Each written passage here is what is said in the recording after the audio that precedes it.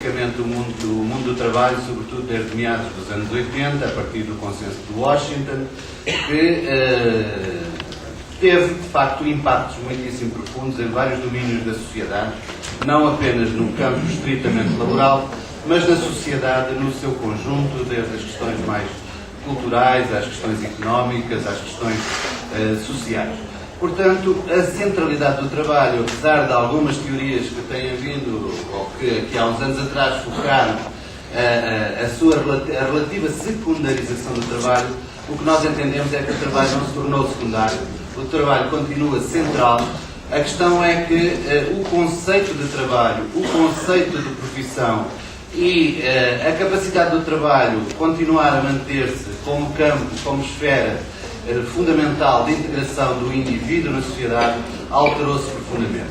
O trabalho tornou-se mais fragmentado, tornou-se mais fluido, os sistemas produtivos tornaram-se muito mais flexíveis, mais orientados numa lógica de facilitação das estratégias empresariais e das estratégias do capital e que se vem, por outro lado, traduzindo em dificuldades crescentes por parte da classe trabalhadora em conseguir permanecer organizada e capaz de resistir enquanto sujeito coletivo que sempre foi e continua a ser, e é nessa condição de sujeito coletivo e de classe social que ela conseguiu, de facto, resistir aos efeitos negativos e destrutivos que o capitalismo, desde a sua origem, introduziu nas sociedades industriais. Portanto, não vou perder demasiado tempo com este ponto introdutório, porque me parece ser absolutamente consensual. Portanto, apenas para referir que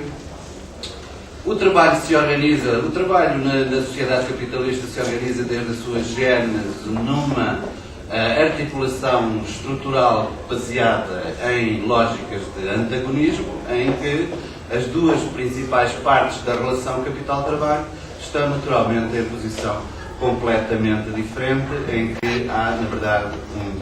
um elo mais fraco e um elo mais forte, e sendo que esse elo mais fraco, que é o trabalho, tem, na verdade, vindo a tornar-se ainda mais fraco nas últimas décadas à escala global. Por outro lado, a mercantilização da sociedade em todas as esferas e a individualização também crescente tem vindo a criar novos contornos e lados, novas barreiras à capacidade da ação coletiva por parte da classe trabalhadora e por parte dos movimentos sociais em geral. Eu aqui uma nota apenas para dizer que, por um lado, o referencial de caracterização e análise do pensamento marxista numa perspectiva crítica continua a ser essencial para percebermos os novos contornos do capitalismo moderno do século XXI, mas, por outro lado, também elementos do pensamento weberiano são hoje particularmente importantes para nós percebermos a fragmentação da sociedade, para percebermos o poder do mercado e para percebermos as diferentes facetas que o próprio mercado introduz, inclusive no próprio seio da classe trabalhadora, perante as dificuldades crescentes que de facto existem de se dar continuidade a um movimento operário e a uma luta de classes que foi de facto marcante e que em muitos momentos da nossa história dos últimos 200 anos conseguiu fazer recuar o capitalismo e realmente desenvolver conquistas importantíssimas na sua luta perante o capital, o que foi particularmente visível em sociedades mais industrializadas e mais desenvolvidas, como é o caso das sociedades europeias. E, portanto, neste sentido, as tendências de globalização e o reforço do poder por parte do capital e das grandes multinacionais à escala do globo caminham de par com a fragmentação da classe trabalhadora e, portanto, as dificuldades de reforçar laços de solidariedade, capacidade de intervenção conjugada numa perspectiva emancipatória e, portanto, dando continuidade a um internacionalismo operário que existiu desde o século que foi promovido, desde o século XIX, enfrentam hoje inúmeras dificuldades. Mas queria também acrescentar que as potencialidades estão em aberto, os desafios num sentido emancipatório estão em aberto, ainda que as utopias em que o movimento operário e, enfim, as organizações da esquerda durante muitos anos, digamos, tomaram como certas, são hoje particularmente incertas e estão hoje, digamos, pairam no ar imensas dúvidas e imenso ceticismo relativamente, nomeadamente, aos modelos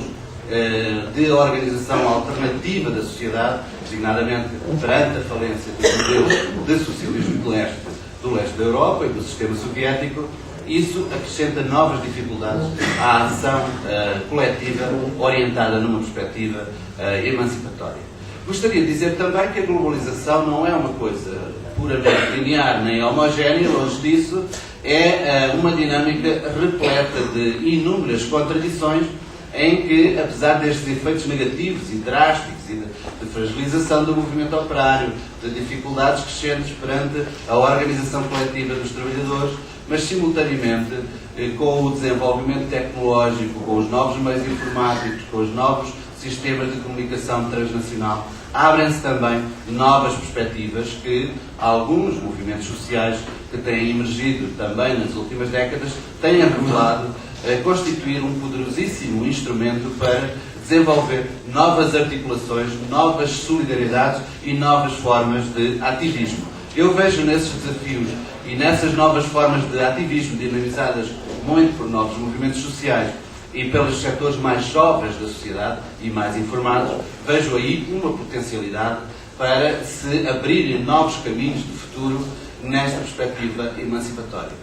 Um dos problemas é que estes possíveis novos caminhos e novos desafios de solidariedade e de ação contra-hegemónica têm tido dificuldades em articularem-se com os velhos modelos de ação coletiva, designadamente com o sindicalismo. E aqui há, de facto, uma dificuldade. Um outro ponto que eu gostaria de referir tem que ver com o facto de... Eu vou a seguir fazer alguma referência a um estudo empírico que desenvolvi aqui há uns anos em Portugal, dentro de uma empresa do setor da indústria calçadista, como vocês falam aqui no Brasil, em que trabalhei durante alguns meses como operário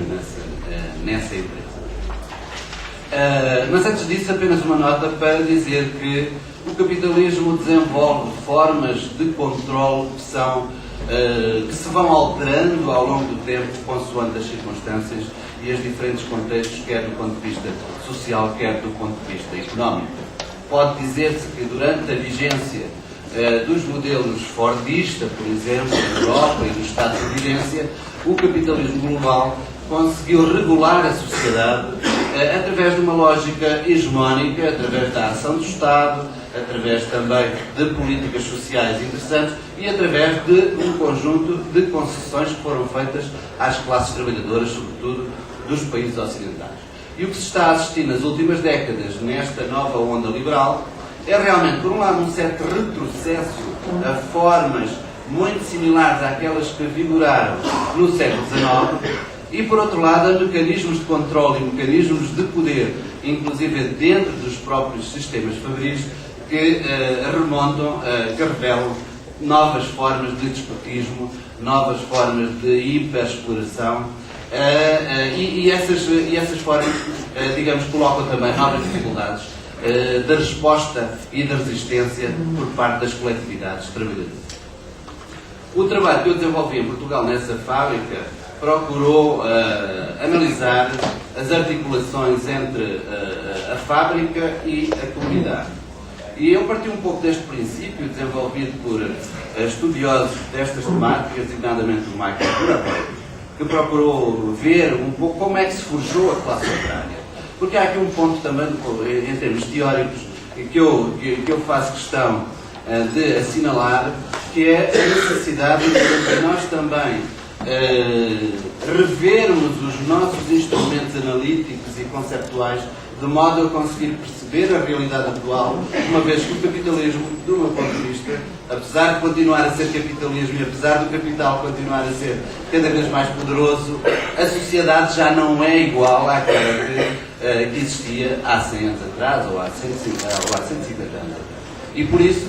por muito que seja importante continuar a ler e a reler Marx, é também, acho eu, necessário que lhe acrescentemos novos conceitos, novos desenvolvimentos que múltiplas correntes das ciências sociais têm vindo a criar e a desenvolver numa perspectiva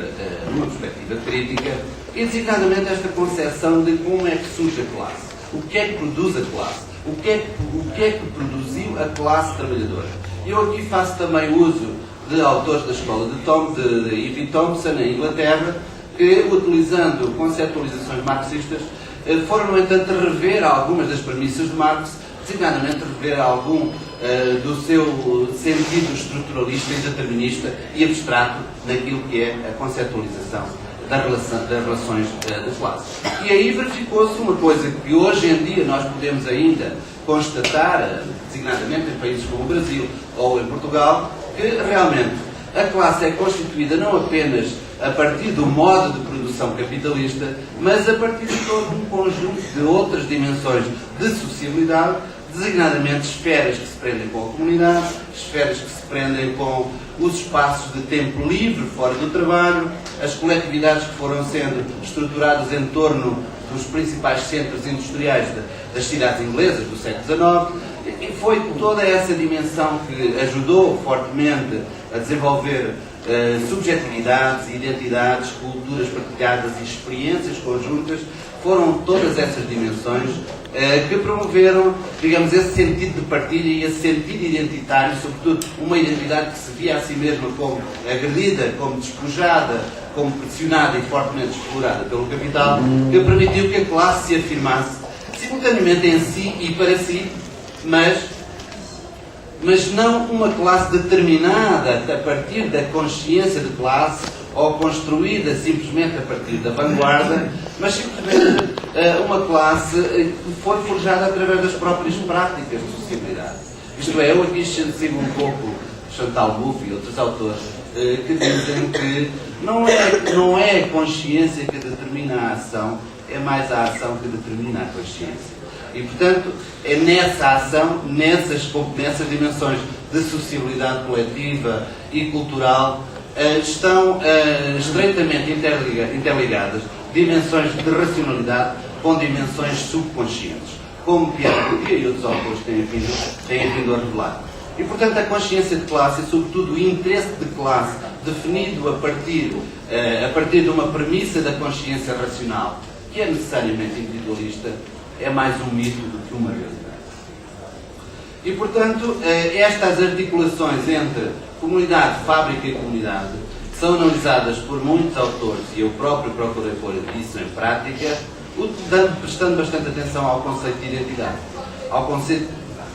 sentido de pertença a uma determinada coletividade. E as relações entre a fábrica e a comunidade são paradoxais por vezes. Já só tenho 7 ou 8 minutos. Claro que o trabalho para mim é um tema particularmente importante na medida em que a partir daí se estruturam, enfim, todo o esquema social mais amplo, se estruturam as desigualdades e podem, digamos, desencadear-se movimentos transformadores muito significativos. Bom, fizemos também trabalhos em Portugal há uns anos atrás sobre tentando mapear as classes sociais, as categorias de classe, se quisermos, a partir de autores como Poulantzas e a Colin Wright. Não vou aprofundar isto aqui porque não há tempo, apenas para dizer que estes mapas são classes no papel, como diz Bourdieu. Quer dizer, não são propriamente classes, são categorias, mas que servem para nós vermos como esse leque de diversidade e de heterogeneidade da grande classe trabalhadora assalariada é cada vez mais diversificada. Mas apenas um dado, com base em critérios como o poder, a autonomia, a exploração, etc., nós chegamos à conclusão que uma pequena categoria de classe, pequena, enfim, era a maior, de facto, que nós designámos como proletários, e este estudo foi concluído na segunda metade dos anos 90, obtinha na realidade portuguesa mais de 40% nessa altura, cerca de 45%. E eu depois comparei esse esquema de análise nacional com a região da indústria do calçado, e aí pode-se constatar que essa mesma categoria proletária, enquanto que no nível nacional era de 45% mais ou menos, na região da indústria do calçado era de mais de 60%.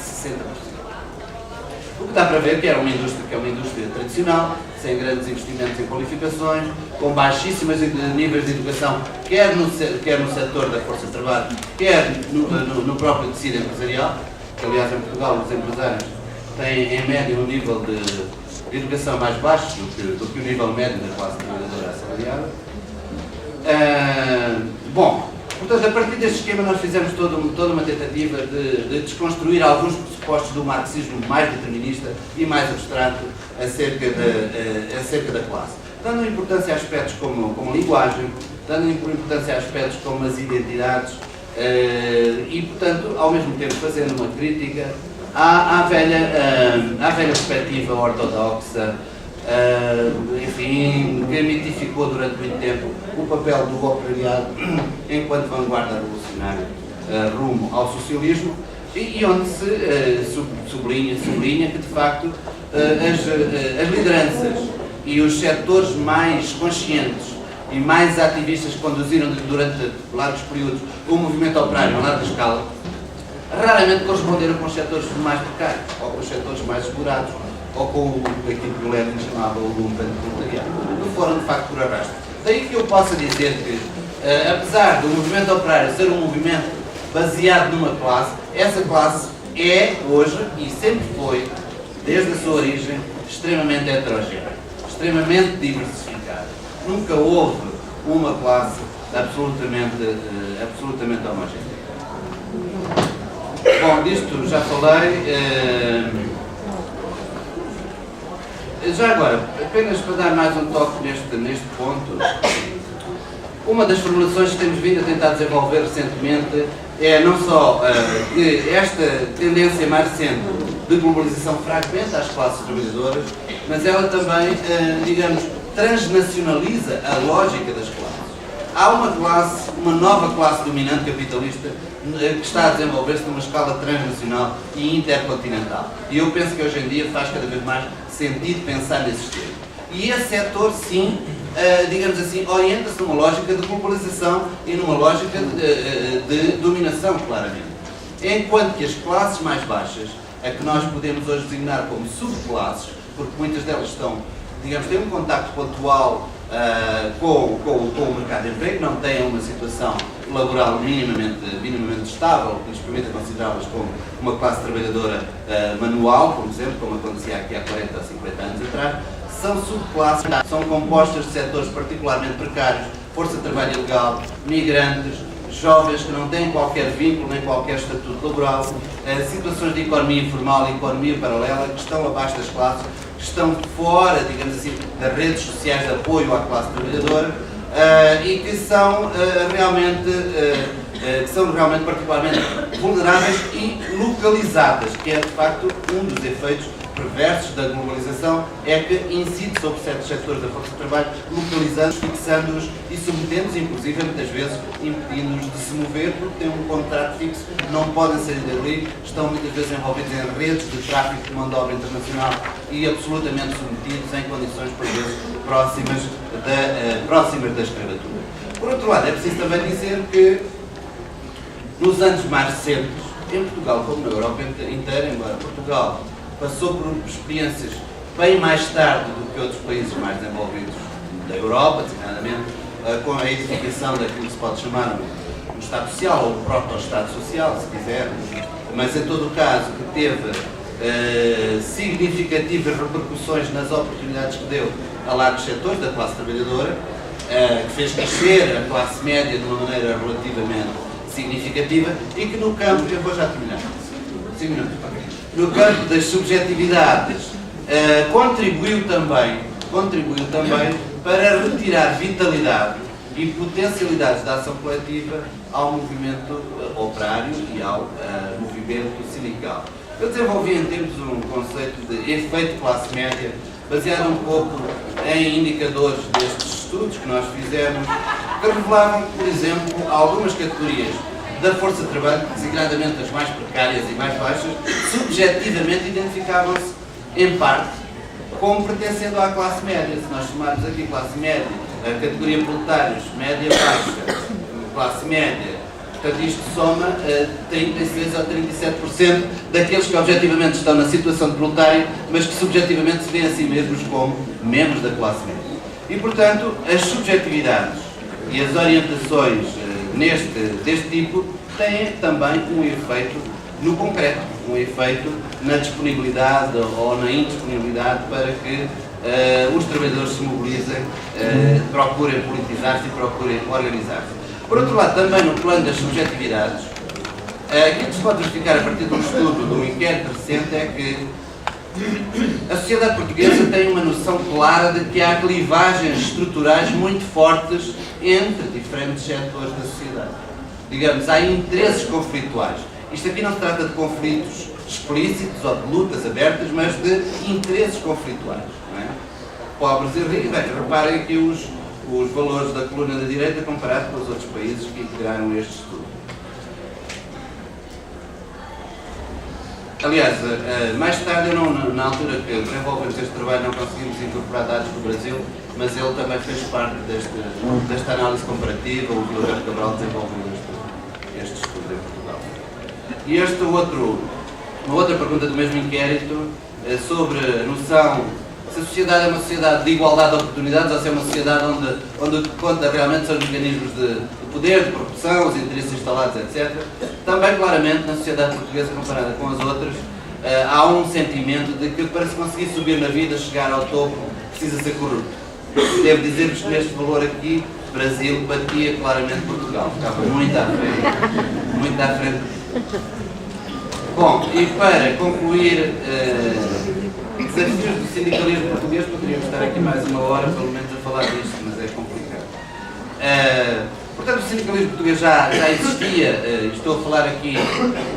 daquilo que se pode considerar o sindicalismo mais combativo, porque há ali duas correntes distintas uma da outra. Eu estou mais a pensar naquela que é representada pela, enfim, parceira da CUT lá em Portugal, que é a CGTP, e que já vinha de antes, mas que consolidou-se sobretudo num contexto revolucionário, num contexto muito excepcional, em que todo mundo estava na rua, todos os dias havia greves, todos os dias os trabalhadores queriam tomar as fábricas, muitos empresários fugiram para os estrangeiros, então estávamos numa espécie de maio de 68 generalizada à escala do país, que foi o que significou basicamente a nossa revolução dos escravos. Portanto, as lutas do trabalho e o reforço desta corrente sindical surgiu nesse contexto. É por isso que a nossa Constituição, a primeira Constituição Democrática, aprovada em 1976, tinha no seu primeiro artigo: Portugal é uma sociedade democrática a caminho do socialismo. Não é? Isso que mais tarde foi revisto e foi retirado, mas só para dar um exemplo de como a própria legislação, o quadro legal que foi produzido nessa época, com todo um conjunto, um vasto conjunto de direitos do trabalho, foram, de facto, leis aprovadas num contexto excepcional em que a pressão da rua, a pressão do protesto, a pressão das manifestações contou e contou muitíssimo. Para além de que as forças que, enfim, na altura estavam mais próximas do poder eram forças de esquerda. O Partido Socialista e o Partido Comunista chegou a ser hegemónico durante um certo período, nesse período revolucionário de 1970 e 75. Isto também, por outro lado, permitiu que o Partido Comunista, que é o partido mais stalinista da Europa, continua hoje a ter um percentual de votantes na ordem dos 8, 9%, e continua a ser stalinista, ainda não fez sequer o balanço na discussão sobre o sistema soviético, mas portanto conseguiu hegemonizar e controlar essa central sindical, e isso hoje, digamos, é mais um problema acrescentado às dificuldades que o sindicalismo já enfrenta para conseguir responder a todas estas dificuldades crescentes com que se vem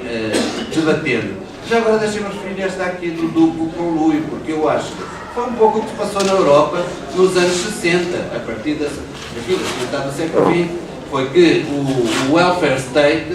de facto, traduziu-se neste duplo conluio, que foi o sindicalismo, mesmo o sindicalismo mais de esquerda e mais combativo, continuando a reproduzir uma linguagem combativa, de esquerda, por vezes radical, mas na prática, efetivamente, fez todas as concessões ao capital. Em favor de quê? Em favor de proteger de certo tipo de condições materiais de existência para a classe trabalhadora.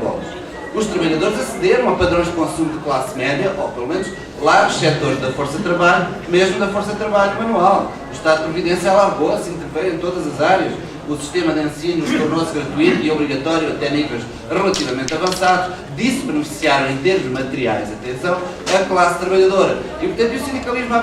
do mesmo passo, foi-se institucionalizando. Tornou-se um parceiro social de relevo nas negociações com as diferentes políticas que desenharam as estratégias que daí por diante têm vindo a ocorrer. Em Portugal isto aconteceu sobretudo a partir de finais da década de 70, não é? E portanto, isto deu palco aos dirigentes sindicais, isto deu visibilidade, isto deu estatuto, isto deu, enfim, contribuiu para que, enfim, recordando aqui um pouco a lei férrea da oligarquia de Michels, também se pode aplicar, de facto, ao campo sindical, como se pode aplicar aos partidos políticos. Daí que nós assistimos que hoje os grandes dirigentes sindicais permanecem nos mesmos lugares há 30 anos, a sua linguagem, o seu discurso é muito semelhante àquilo que era no início da década de 80 e, portanto, daí que depois olhamos para os dados objetivos e verificamos que no início da década de 80 havia mais de 55% dos trabalhadores filiados em sindicatos, hoje existem pouco mais de 20%, não é? Nós olhamos para os setores mais jovens, que são aqueles tais que eu referi no início, que são mais precários, e um percentual residual está filiado em sindicatos. Simultaneamente olhamos para novas formas e novas redes organizadas desses setores mais precários, que começam a constituir os seus movimentos, embora muito débeis ainda, mas que têm um impacto e têm um significado muito grande. E nós olhamos, por outro lado, para as estruturas das centrais sindicais mais importantes e elas continuam a olhar com a maior das desconfianças e ceticismos para esse tipo de novas formas de organização da força de trabalho mais jovem e mais precária. Portanto, queixam-se e vitimizam-se internamente, mas são incapazes de abrir os horizontes e estabelecer elos de articulação com os novos movimentos sociais. Nós tivemos em Portugal também um pouco a experiência do Fórum Social Mundial, que houve também na escala europeia, e realmente aquilo que assistimos da parte das forças sindicais mais importantes foi um absoluto, primeiro uma tentativa de instrumentalização e finalmente, quando não conseguiram a instrumentalização, uma tentativa de boicote absoluto. Não é? E portanto, este autismo, este fechamento, esta incapacidade, ao contrário daquilo que parece ser a realidade brasileira, que apesar de tudo há uma abertura maior para a discussão. Eu vou a imensos fóruns no Brasil onde estão dirigentes sindicais presentes, onde estão quadros sindicais com diferentes posições políticas, mas abertos à discussão, abertos à reflexão. Em Portugal há esta rigidez. E isto tem muito a ver, de facto, com essa hegemonia que o Partido Comunista Português continua a ter, embora eu também deva dizer que há sensibilidades